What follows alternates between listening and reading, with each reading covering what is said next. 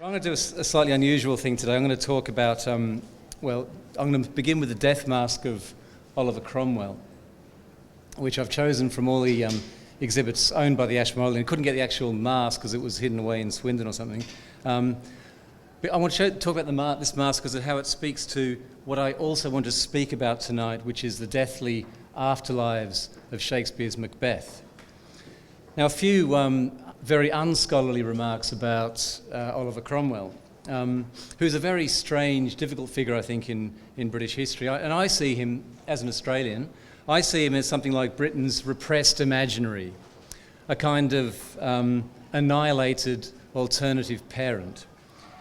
Now, one of the notorious things about Macbeth, as many of you know, is the superstition about saying its name. It's got to be called the Scottish play or whatever. And the idea that to do otherwise would bring down a curse. And something similar, I think, holds for Cromwell. In some other world, an alternative world, he could be this land's founding father. Instead, he's barely mentioned. Nobody seems to own him or admit him as their inspiration. He studied in school courses, of course, but he's folded into courses about the Stuarts, or his period of rule is dismissed as an interregnum. Everything is framed by the idea of monarchy. I think he's fatally unsuited to our times, or what we like to think of as our times. He's a king killer, he's a usurper, by fate a Republican but never a Democrat. He's a Puritan, commanded by unswerving faith in Providence, all very un-English. He's also the agent of genocide, notoriously in Ireland. You might think exceptionally so, but when in fact many more and possibly far worse slaughters were sanctioned by the sainted Elizabeth. Anyway, he's a curious figure, but here he is, safely dead. Or is he? Because what do we have here? We have here Cromwell's death mask. Now what is it? Is it the face of a man, the face of a dead man, the face of life, or the face of death? Is it the face of life after death? Or is it no face at all, and rather a plaster cast, a piece of art carrying the trace of what Macbeth calls the secret man of blood, waiting, haunting the future, waiting perhaps to be ignited into life? I mean, I'm just moving into sort of an imaginary realm myself there.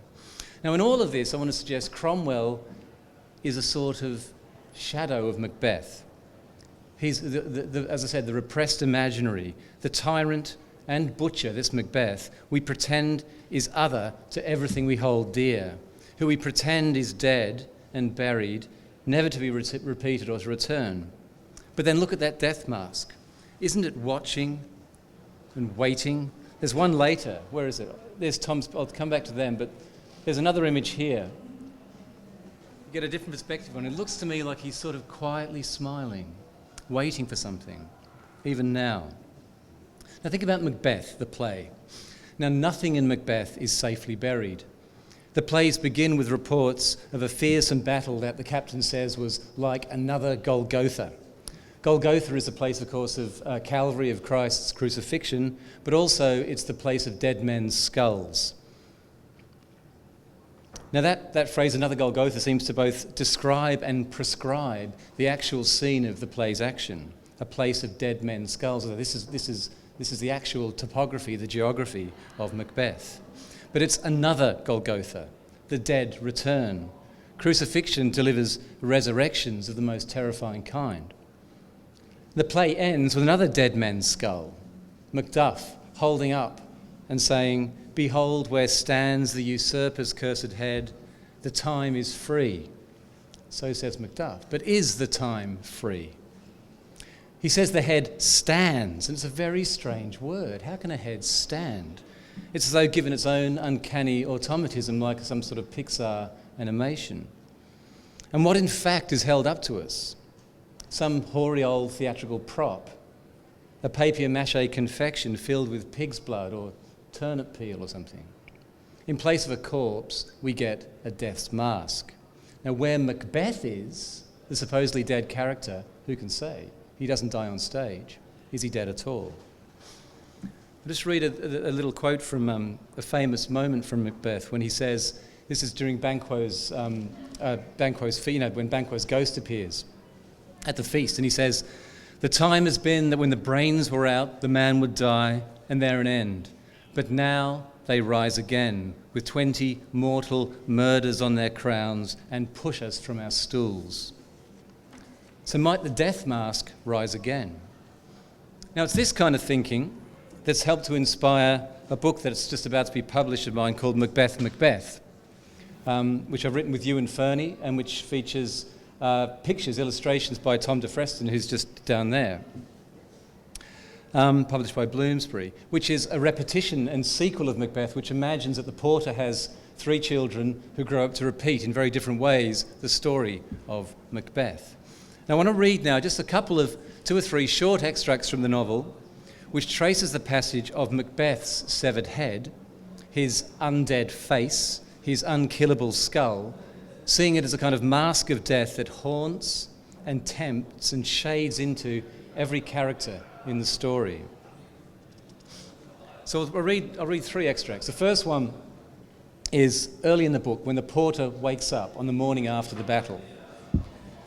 The porter had woken in the allotments to the back of the castle, slung in the middle of an enormous compost heap.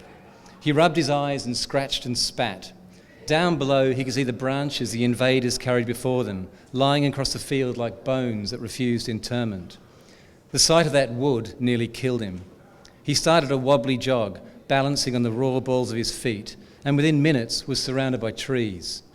Burnham Wood felt wrong, thinner and more exposed than he liked. He glanced up, feebly self-aware, sure that some hard-eyed corvine would be laughing at him. But instead of a bird, he saw a strange object, leaning at angles in a nearby ash. It was a long wooden pole, roughly lathed, foreign oak, tossed in the tree's tangled branches. He started to pull the pole from the tree, but as he did so, something snagged on the boughs. He jiggled it about and it became free. The pole was astonishingly heavy. The porter almost toppled back as he stared at his find, for stuck fast to the top of the pole was the head of his master. It was his king, right there, exactly as he always was. The porter bowed with something like awe. He had to remember how to face his master. He had to do it right. He slid the pole between his legs and drew the severed head close to his thighs. "Right, sir," he said briskly, shut each eyelid, bending forward to kiss both in turn. He yanked the head sideways and pulled it clear. He looked gravely into its face, holding the look for 3 or 4 blinks. Then he carried it away, stroking its massive bulk, his cheeks soaked with tears, babbling as though to a newborn child. He shuffled out to the sacred storehouse. He had never before entered this hallowed space. A fear rose in his stomach as he fumbled with the key. It turned heavily and the porter moved inside the darkness. The sepulchre smelled obscenely of polecat. He crouched toward the earth, slow and blind, his actions someone else's. Why was this earth so wet? He didn't understand. The skull slipped from his fingers and plopped dumbly aground. He felt a horror rising inside.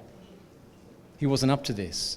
His body was paralyzed and he was too scared to speak. What words can speak for the dead? "Master," he whispered, and kissing his fist, the porter fumbled to bless the skull.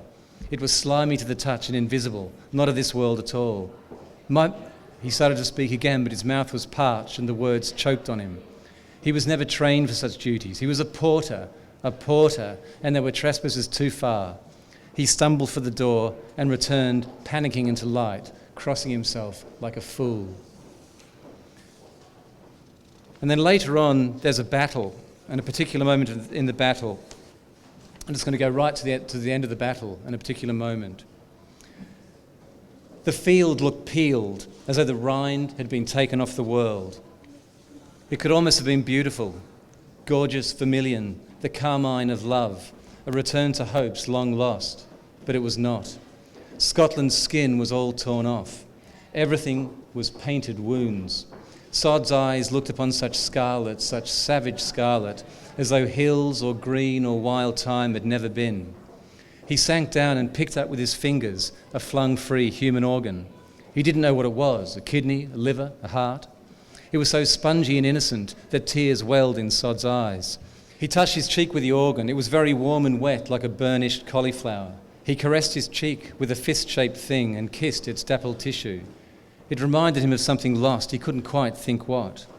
Sod kissed it again and held it to his temple like a wetly loving compress. It wasn't a vegetable at all, he thought. It was stone before the great freeze. Its mottles were holes where the feeling gets in. He recalled his stony master and all his stony gifts. And indeed, if you squinted at it, the organ did look a little bit like Macbeth's face. That fierce red thing burning with desire. He kissed it once more and was sure he felt it kissing him back. Holding the organ to his cheek, Sod gently allowed the surroundings back into sight. Next to him was a boy's body. He must have been no more than 10. His head was still on his shoulders, but the skull had been split in two. Inside the skull was a chasm of black nothing, like an emptied pomegranate. He looked around and saw 1,000 other such unliving things, limbs and organs thrown across the plain as though creation was yet to come, and here were its constituents, just waiting to be stitched into form. But we thought, my needle is long lost. He looked again at the little organ. He traced one capillary after another. Such care, such complexity. Who made life so fugitive and delicate and tenacious? Who could have thought of such a thing? He stared sorrowfully at the boy lying brainless next to him. He looked from the corpse to the organ, from the organ to the corpse, feeling more maudlin by the moment. This poor little organ, homeless and lost. And that lovely young boy with his emptied head. And then it clicked. This is where the boy had gone. Here he is, thought Sod, right in my palm, warm and entire and invincible. All of memory was here. He looked at the boy's brain and felt the dizziest kind of wonder, so beautiful and so dead. And then the final one I want to read is a short bit from, it's one of Tom's pictures for the book. This is a little bit later, just after the same battle, when another fellow, one of the sons of the porter emerges. A low rumble came from the clouds. The very air shuddered, and rank upon rank of snow was released. The snow fell straight down and sidelong, instantly blanketing the dead and the dying. For a few moments, the swirl of flakes took soft and condoling shapes like pity's children. But soon enough, nothing could be distinguished from anything else. The snow stopped, the air was empty, and except for the carrion crows perched high in the trees, the Scottish scene was an entire, annihilated white. It was some hours later when Lulac stepped from his litter, box in hand, and began walking like a wraith across the snow. In the trees perched more and more birds. Raptors made circles in the whitened sky. Lulac saw nothing human. The snow crunched as his legs fell. Deep beneath the snow, the dandelions breathed on, as weeds will. Lulac knelt in the snow. He lifted the lid of the box and placed both hands inside. And then his words were echoing across the silence. The time has been that when the brains were out, the man would die, and there an end, but now they rise again. Lulac rose to his feet, a large grey-white sphere in his hands. He lifted his arms high and brought the object slowly down to his crown. He pulled hard and his hilt felt alarmingly soft. He was jamming a huge skull around his ears. Though his head was large, the skull was still larger. His head contorted as the skull was forced down. The flesh beneath the hair was pressed into small, tumour-shaped bubbles. His head felt spongy and yielding as a newborn's. His face turned pink with the effort, and his ears felt murdered. An egg of doughy flesh was pressed out through a slat in the cranium. He pulled harder still, and the skull shut down over chin and jaw, encasing his head like a giant helmet. The bone was awesomely chiselled. Through the nose bone was a large rusted ring, encrusted with a tiny coral-like necklace of white growth. Lulac's brain felt violently compressed, and he could barely move his mouth. His face was fat beneath the bone. The skull jammed into cheek and jaw like a vice. Only around his eyes and his temples was there any release. Only there could air circulate and function as if normal. But of course, nothing was normal. There was no such thing as normal. Everywhere was locked violence. Lulac stumbled across the snow, his flesh pale and huge, his burning eyes encased in the brain pan of Macbeth. Thank you.